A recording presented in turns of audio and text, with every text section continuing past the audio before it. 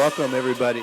So in your program, it says this talk is called The Good and the Ugly, but if you've ever seen that great old spaghetti western from starring Clint Eastwood, you know that it's really the good, the bad, and the ugly. So anybody ever seen that one? And you've heard the famous music, right? So yeah, let's pause this. Okay, so we're going to start right off with a little bit of sharing. When you hear the word social media, or you hear the topic digital social media, what's the first word that comes to your mind? First word. Fear. Anybody else? Facebook, so a specific one. Okay, anybody else? Communication. What's the first word that comes to mind when you think about social media and digital media? iPhone. Okay, yes. Good ones. How about over here? Okay, so we think about the things that we use to access digital and social media. Okay, great. Wonderful. Which one? Oh, yeah, okay. Very good.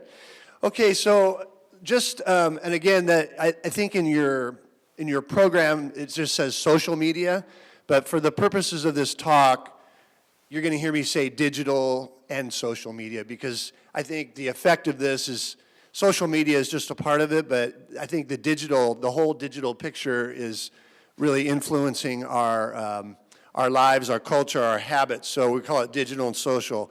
So what we're talking about today is digital media, which is websites, web apps, and our general use of the internet. That includes text messaging, right?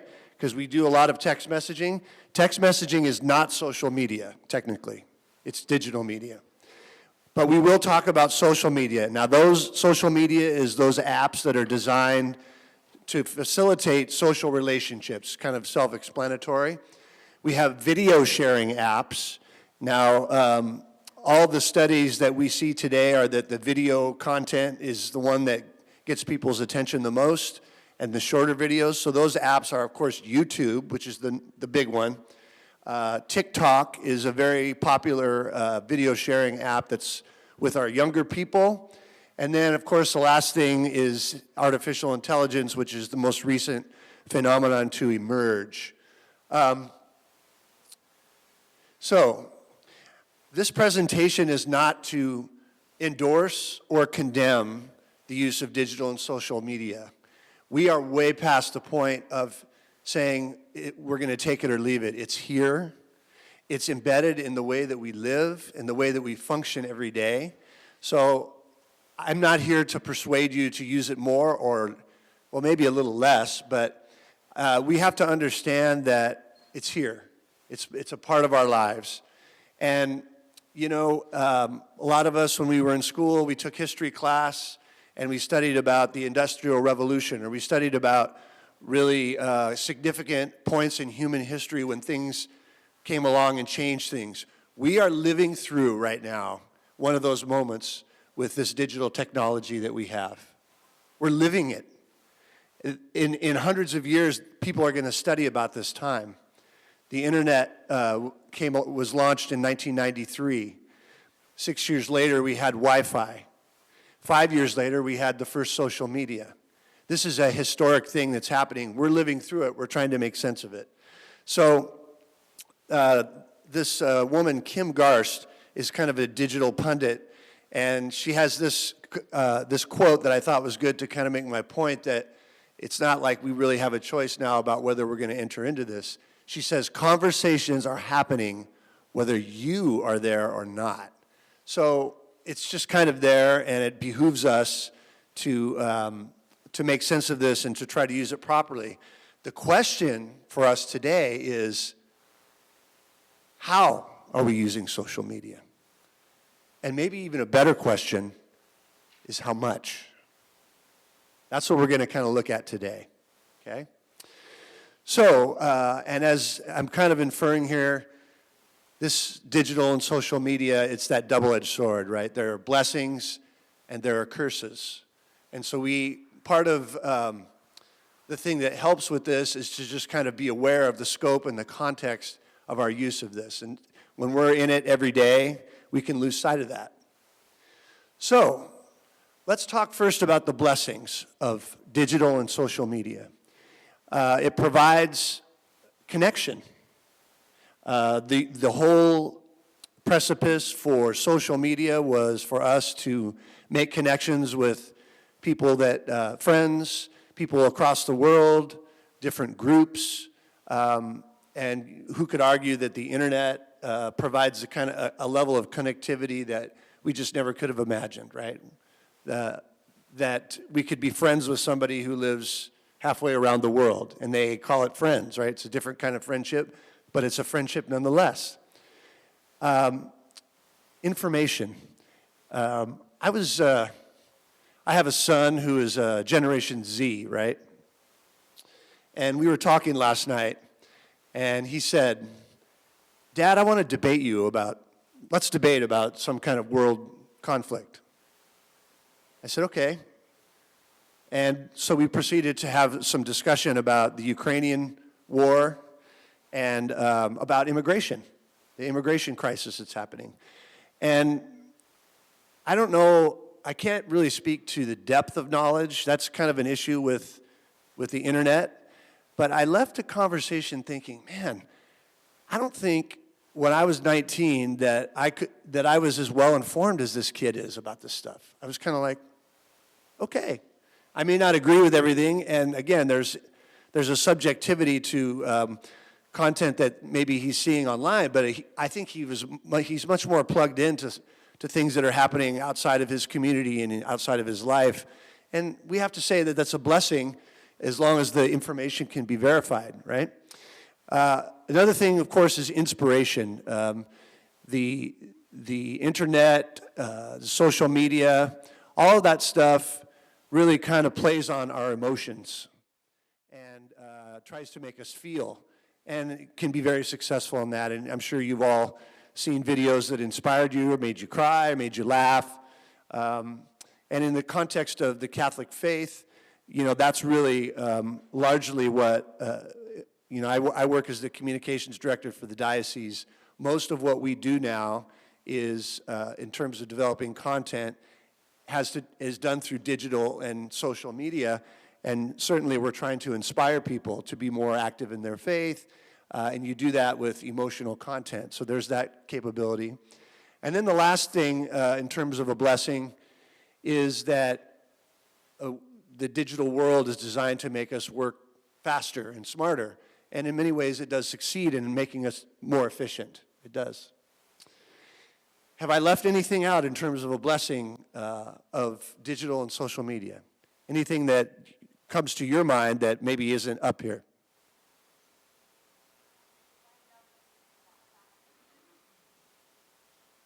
Pardon me?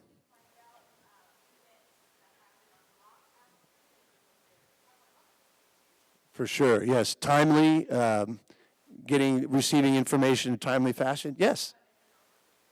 Okay.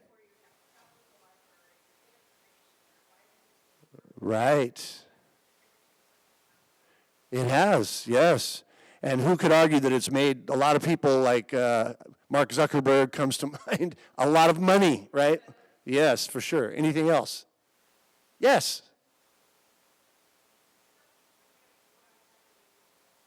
Something from very far?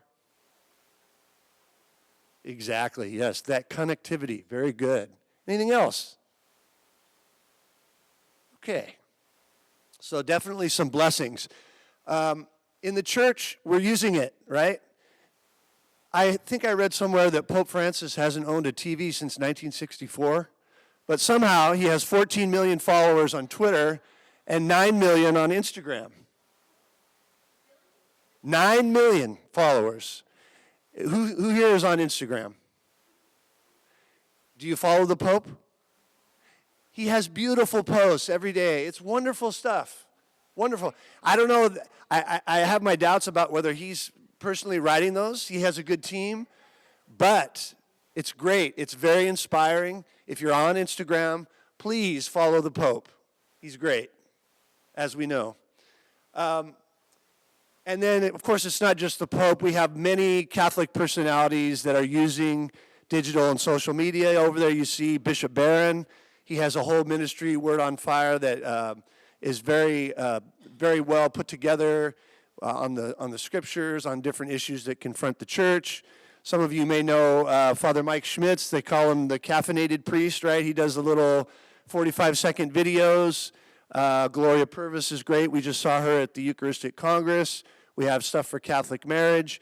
This is just a smattering. It's very widespread. The Catholic Church is using digital and social media to try to remain current and to be in people's lives in a way that they couldn't before. And I got to do a little self-promotion here. In our diocese, we're doing it too.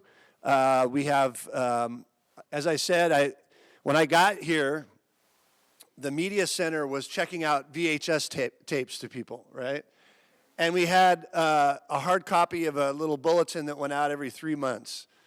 And we had a lot of print publication stuff. Today, most of the positions in my department are aimed at developing digital content. So if you want to pray the rosary with Bishop Rojas, you can go on our YouTube channel and do that anytime. We have a new series in Spanish, the Un Minuto de Fe, which is a catechetical piece. We're very excited about that. If you want to know what's going on with our seminarians, they have an entire social media platform of their own. And so we're really trying to read the signs of the times and to promote the church, the diocese, in our community through digital and social media. But we are not the ones that invented that, right? This has been from the beginning, okay? I like to say that Jesus was the first mass communicator, right? Jesus understood that there were times when he needed to speak to the masses at one time, okay? So we always, just like with all things, we take our inspiration from the Lord. And as a communications person, I love this image. I use it in all kinds of presentations that I do just to remind people that it was him that he's inspiring my ministry. I'm trying to carry on this thing that he did here on the Sermon on the Mount and in other settings.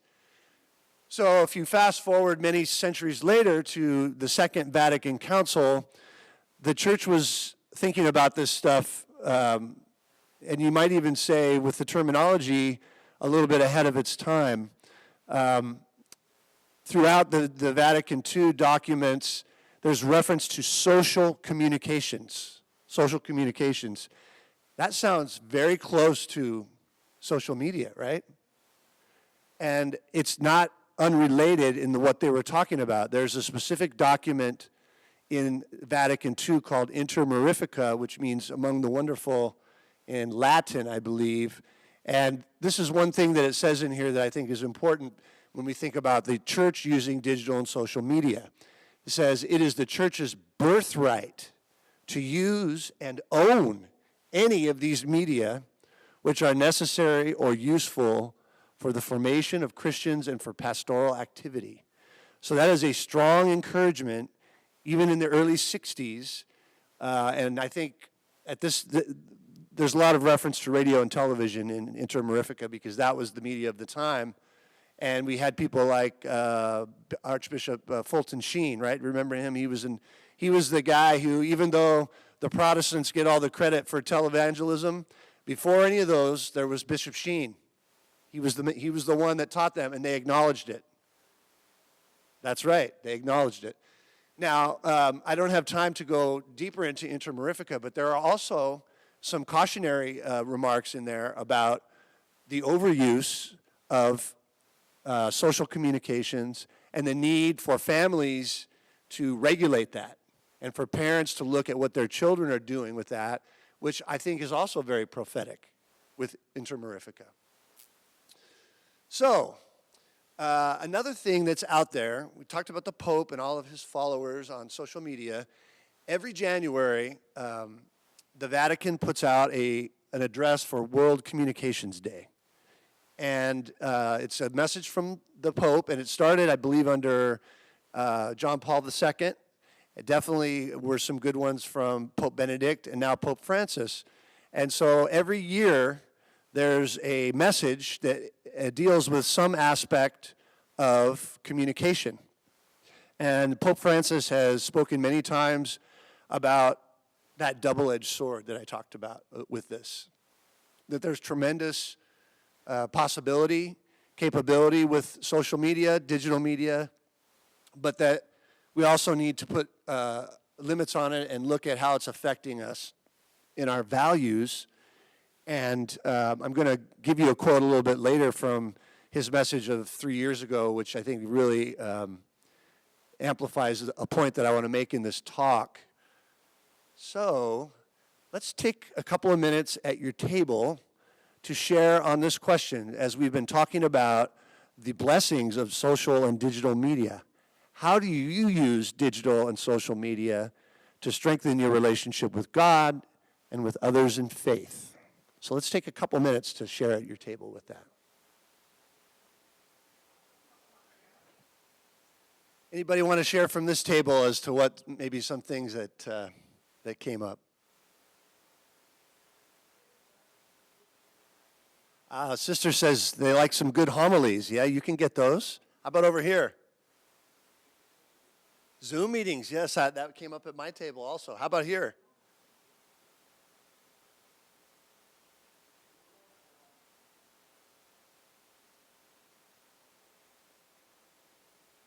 Oh, okay. Wonderful. Yes, using it for ministry. Awesome. How about over here?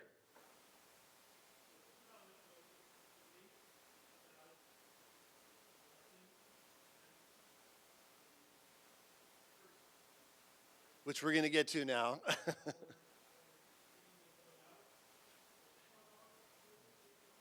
Sister was sharing, and somebody else mentioned Zoom, that during the pandemic, digital and social became very important because we couldn't be together in person. So an excellent point.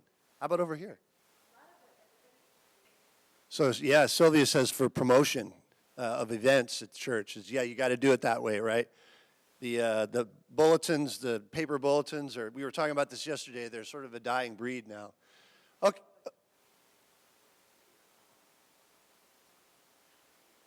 They say now that in the world of communication that, to your point, is that the audiences are much more diverse, right? She makes a great point, and we live it too. We have our diocesan newspaper, right?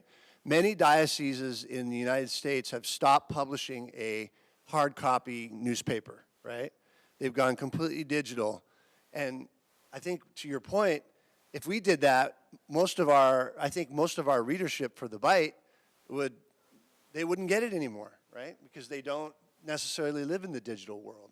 So you do have to be aware of how different audiences like to receive their information now, okay? Because then people under 40 years old don't read the newspaper.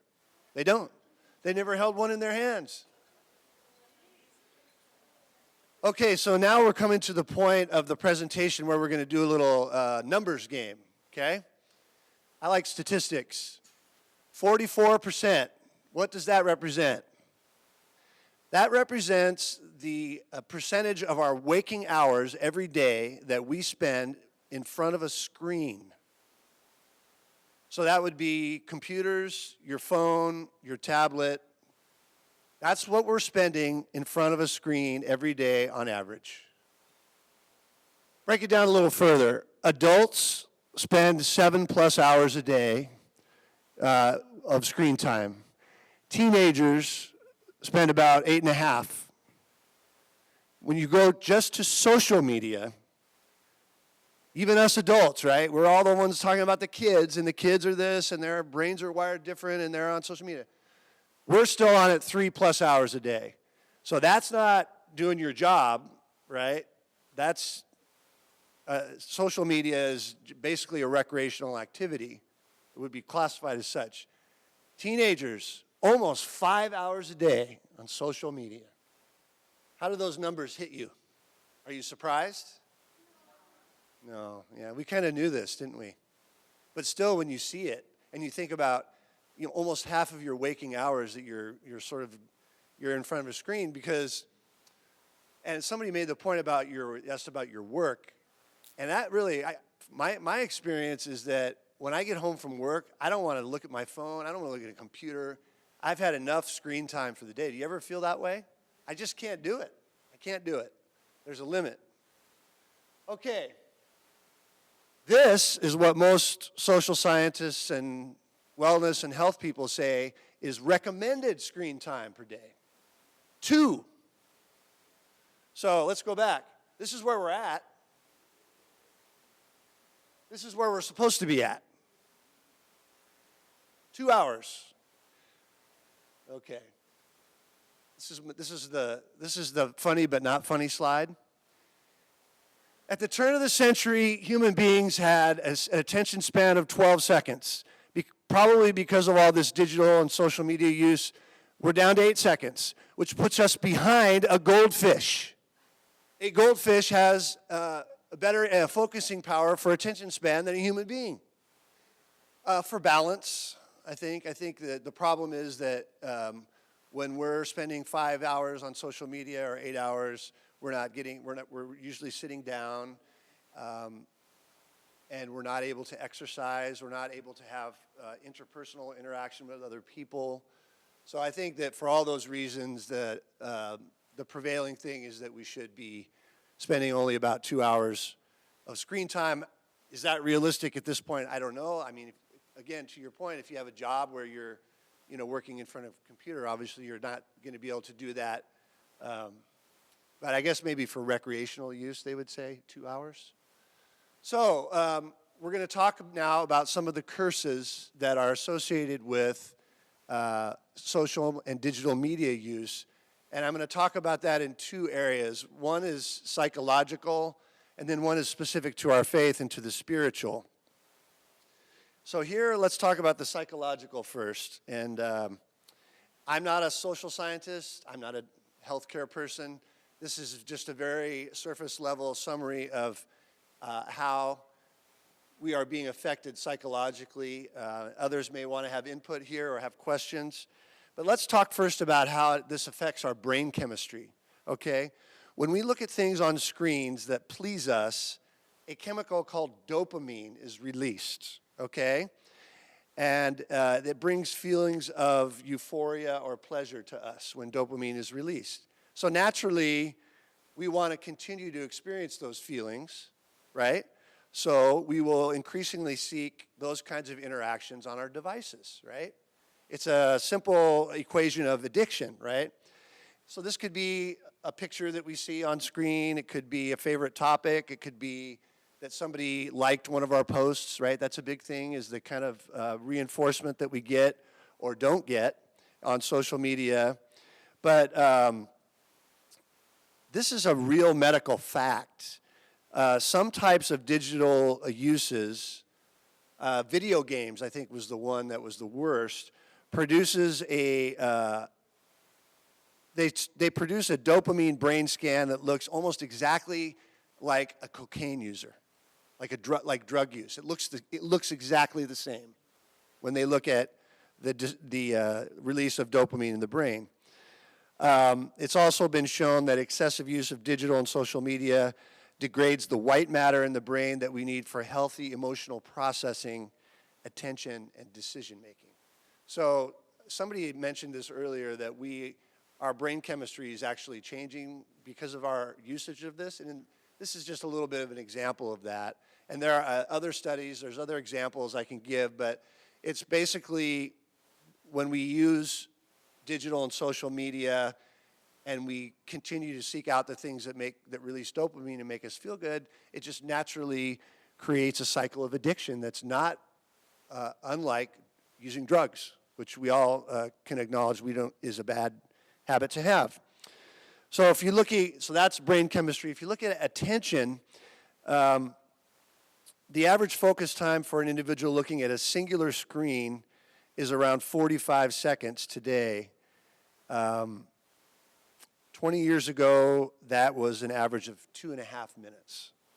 So just, in my world of digital media communications for the diocese.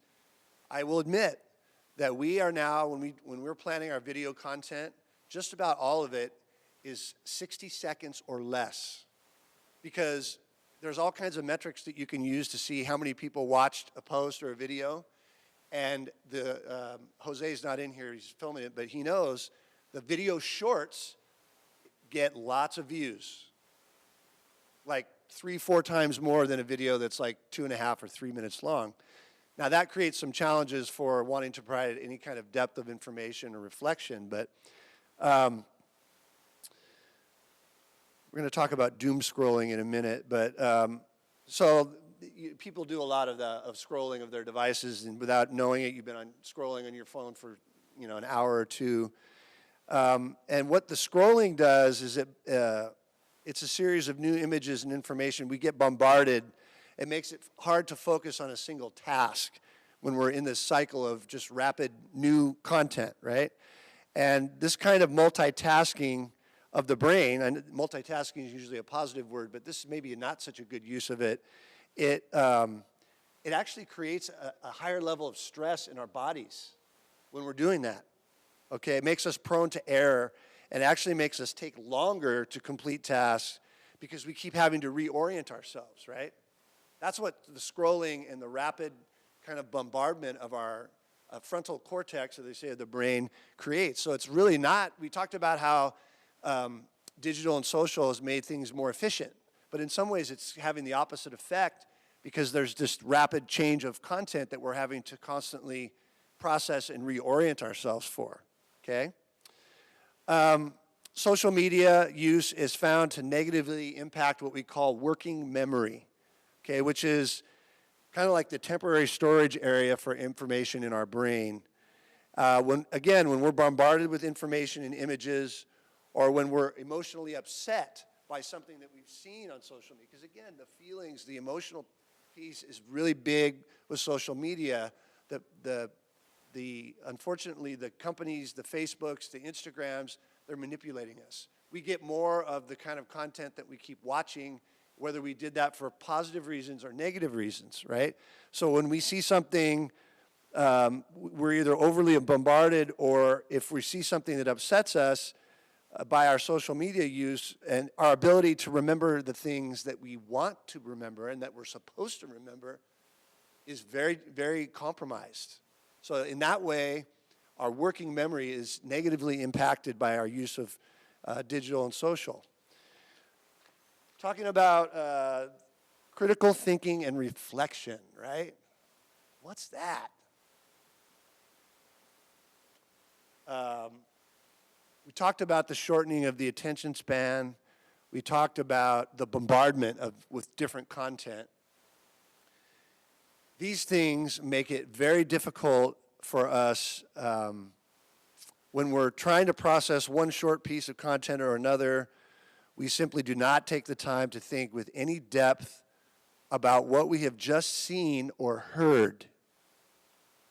We're already on to the next one. We're waiting for the next thing, right? This makes it harder for us to answer the question, what is the meaning of this? And that's a pretty important question to ask, isn't it? So, and in our faith, there's a rich tradition of more contemplative type prayer, right? And the things that we do. I wonder, I've heard a lot of people say during this time we've had recently with the Eucharistic revival, where adoration has become something that people are returning to. And I often wonder, with our attention spans the way that, how long does it take us when we're in adoration to just sort of exhale and to clear our minds so that we can be present to the Lord? So the nature of, the rapid fire nature of social media makes it harder for us to be reflective in our thinking and to engage in critical thinking. These are things that require time, depth, take a breath, right? The last two squares on our slide here are tied to closely to what's being called the mental health crisis that we're experiencing in the country, especially among young people. the damaging effects of social media, where we're constantly comparing ourselves to others and experiencing, who knows what FOMO is? You ever heard of FOMO? FOMO is an acronym. Fear of missing out. FOMO. Okay, so that's the problem with this, is we're able to see all these experiences that others are having and comparing ourselves to them and thinking, why am I not experiencing that? And if we have an embarrassing moment, when I was in elementary school, it was embarrassing in front of all the kids, but then it was over, right?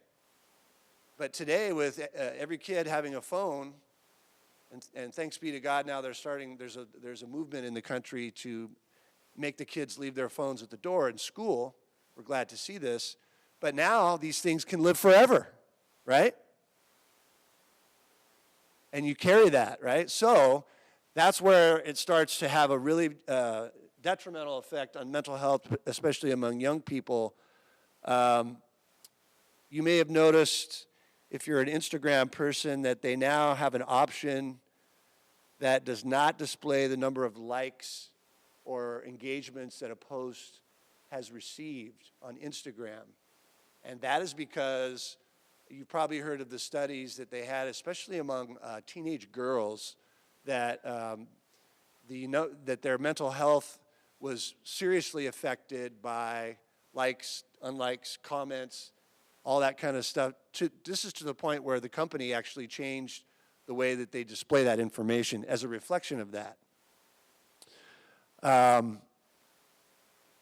Yes, we talked about this. So every photo, every video clip lives forever on the internet. So your mistakes, misjudgments are always there. And all this keeps us from having a feeling of well-being that we need for our mental health. I mentioned doom scrolling a minute ago. Okay, doom scrolling is something that they say began during the pandemic, when there was a lot of extra anxiety and everybody was trying to keep up with what was going on with COVID-19. But it's kind of here to stay now.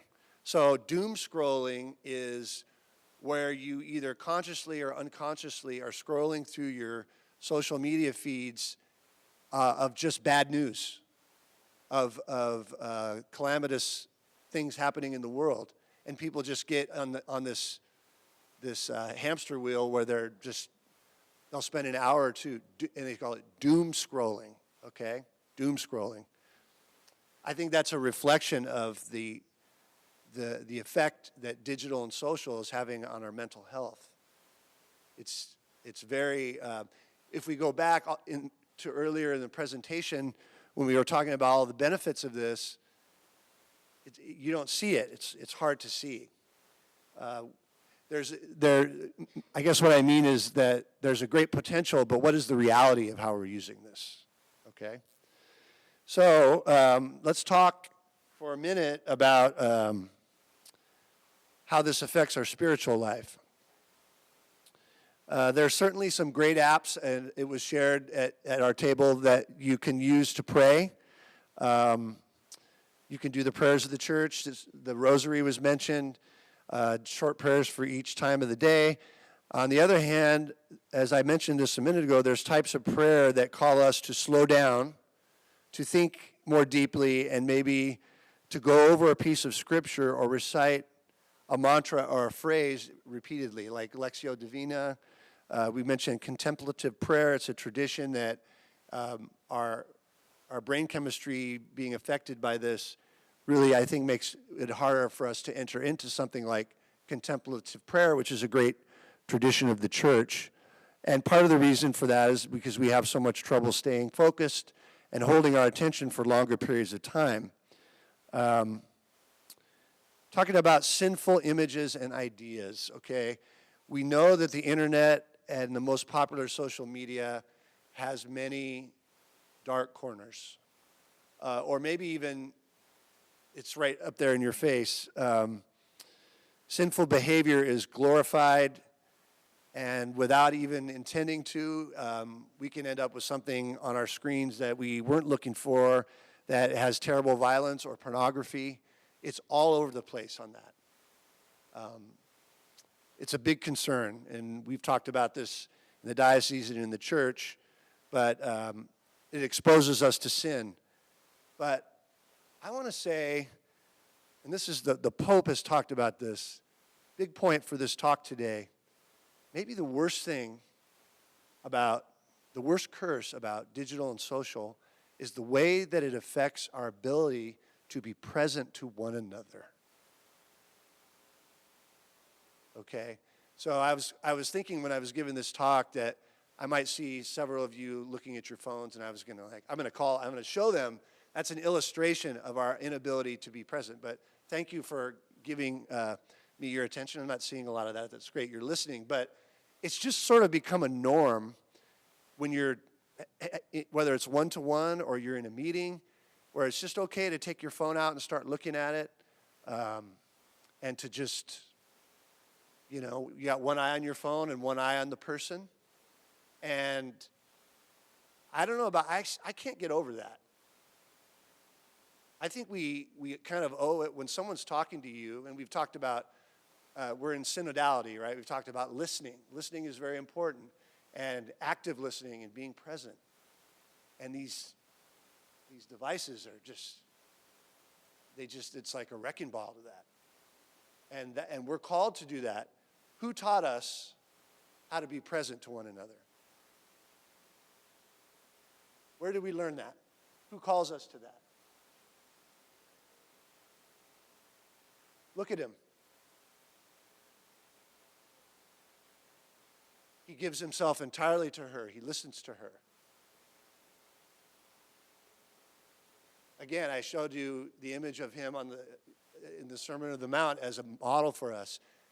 He's a model for us in this way too.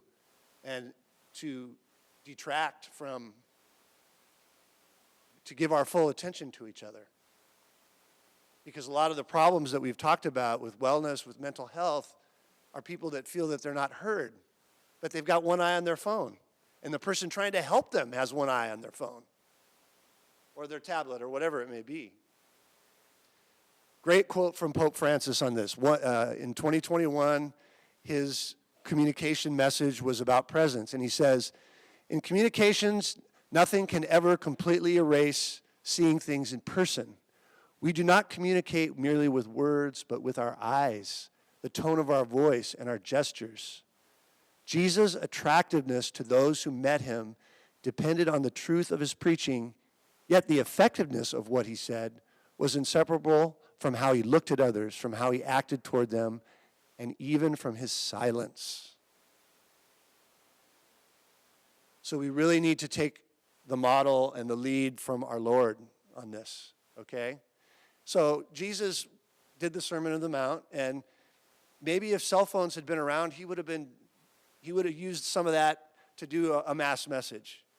But he also knew that when it was one-on-one time or a small group, that he's looking them in their eyes, he's listening to them, not just with the voice, but with his whole self. And the devices that we have keep us from being able to do that for each other. And as people of faith, trying to help others and trying to listen, trying to be synodal, we have to remember this. So, I only have 10 minutes. I wanted to do another sharing with you, but you're probably, now that I've got us all depressed and anxious about our use of social media, we do need to talk about some things we can do, so I'm sorry that I won't be able to share with you because you may have questions at the end. So what do we do now? What do we do? What do we do? Well, again, we go back to those two questions we had at the beginning. How do we use social media and how much? So there were some great things that were shared about what people do in their relationship with God and in their faith and in their ministry as for the use of social media. We use it for support and connection, okay? We use it for information. It was, Sylvia was talking about how we use it to promote events. If there's things that we, and again, in my world of diocesan media, This is a big thing that we use digital and social for, is to inform people about what's going on, what the bishop is saying, upcoming events, things that are happening. Feeding our faith. Again, I heard this from some of the table sharing that somebody said the divine mercy, right? I think it was over here. Just anything that you're using in a quick moment to pray, to reinforce your faith. And then witnessing. And this is a big issue. Sometimes I think we're afraid to stand up for the values of our Catholic faith. I would say that by and large, the digital and social media world is very secular. There's a lot of mockery of God and of people of faith on Facebook, on Instagram, on YouTube. So we really, again, back to one of the original points here, is that we really can't afford not to be in this world, and we can't afford not to stand up in what we say, what we post, and how we respond. We can't afford not to witness ourselves as Catholics. So how do we use it? We need to use it to witness. We must. What's the point of being there if we're not? Right? That doesn't mean fighting with people and getting into social media spats. It just means, and I guess that's one of the values. People kind of shoot from the hip now on social media, not a lot of reflection. I think that's why you have a lot of acrimonious exchanges. I'm not saying that we need to get into it with atheists. I'm saying we need to witness our own salvation that we have found in the Lord Jesus Christ. Just state that. This is my reality. This is what I belong to. Okay? How much do we use social media? Can we work on getting from the 7+ closer to the 2? Can we do it? Can we do it? Can we try? We may not make it to 2. We may not make it to 2, but we have to be, I think about 54% of adults they acknowledge that they use their phones and their screens too much. So over half of adults, they admit it. So, and getting back to to this one for a second, how do we use it? So those things are all great, right? On average for adults, 70% of their digital and social media use is for entertainment and distraction. Not to get information that they weren't aware of, or to connect with a friend, or to do some witnessing about their faith. They do it as a form of entertainment. 70%. Okay? That's where you get into scrolling and doom scrolling and all this stuff that's really not important. So getting from 7 hours to 2 hours, some tools are available to help us do that. Okay? If you have an iPhone, we get, once a week? It tells you how many hours a day you average on your phone. It's great, right? Do you guys pay any attention to that? I do. When I have a bad week, I look at that and I go, oh, that's not good. And when I get down under 2 hours, I'm like, yes, okay, great. And I suppose you could check it as you go. There's lots of apps, so it's a little bit of an oxymoron here. There are web apps to help you look at your phone less, right? That icon with the skull and the ace is called self-control. Self-control. There's another one called cold turkey.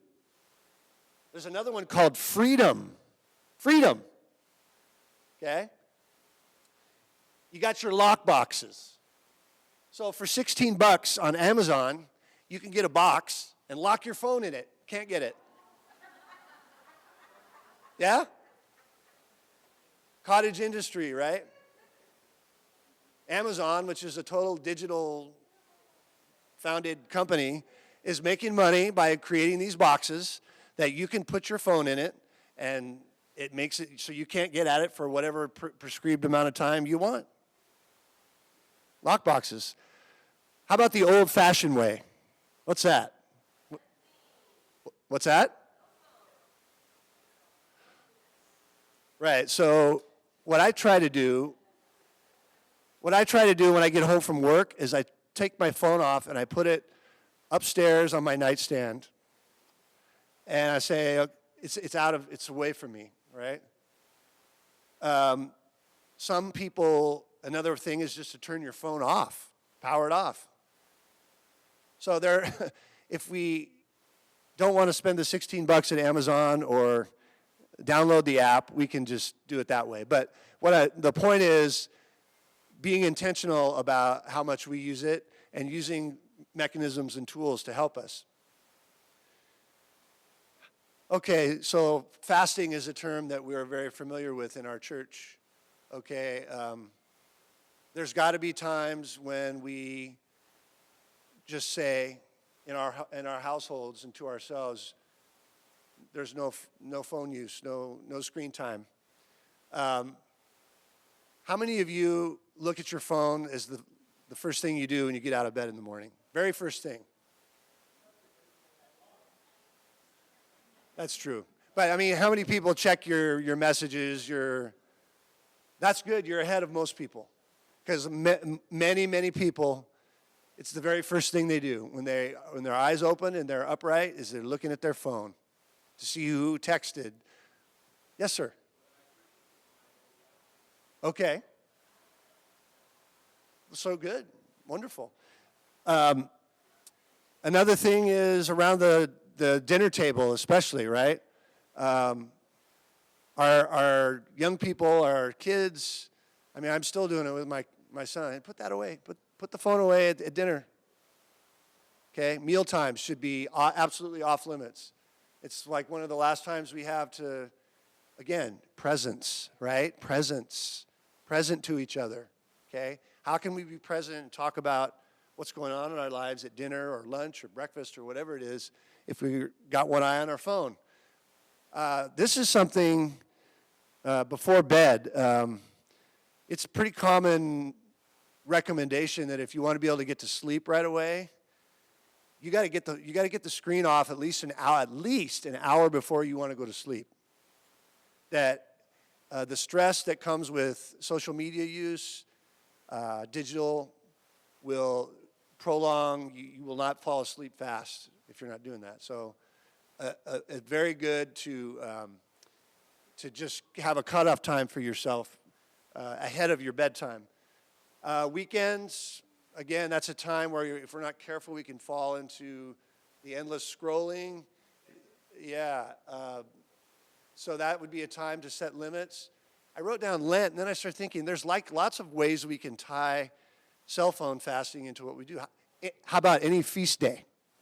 Okay. How about for the entire Triduum, Holy Triduum? Okay. I mean, I've never got to the point where I was contemplating a Lenten absence where I say we go without my phone for the whole time because, as you said, it's so embedded in the culture for functioning that it's hard to do that. But there's got to be specific times that we can tie to our faith where we can just say, I'm fasting from this now. Okay? We fast from things that we like to do, right? It wouldn't be a fast. Okay? It would not be a fast if we didn't want to get that phone out and look at that feed. Okay? Teresa's telling me I'm about out of time. So, and we're here for the final thoughts, right? Takeaways. The digital and social are deeply embedded in our way of life, right? So this is not to say, I hope you don't walk away saying, I'm going to throw my phone away. You can't do that. It's just not practical. So there's a great capacity for good in our faith life with digital and social. There was some nice things shared along those lines. Keep doing that. But overuse can really hurt us and hurt our relationships with each other and with God. And remember that presence thing. This is what breaks my heart. I'm supposed to be the guy that's like promoting digital and social use. I've been doing it since I got here in 2008. But I have to say that we just can't seem to be present to each other like we used to. And I think a lot of it is because of these devices and what it's done to our level of attention and some of the things that we've talked about. So maybe one way to think about this going forward is to just work on your presence to others, and knowing that if you've got one eye on your phone, you're not present to your brother or sister when you're doing that, and they deserve your presence, just like Jesus gave us his presence and continues to give it to us. Make sense? Well, thank you for your time today. I'm sorry we couldn't do the last sharing, but wanted to cover all this, and I really have enjoyed the time talking with you and your comments, and God bless you all.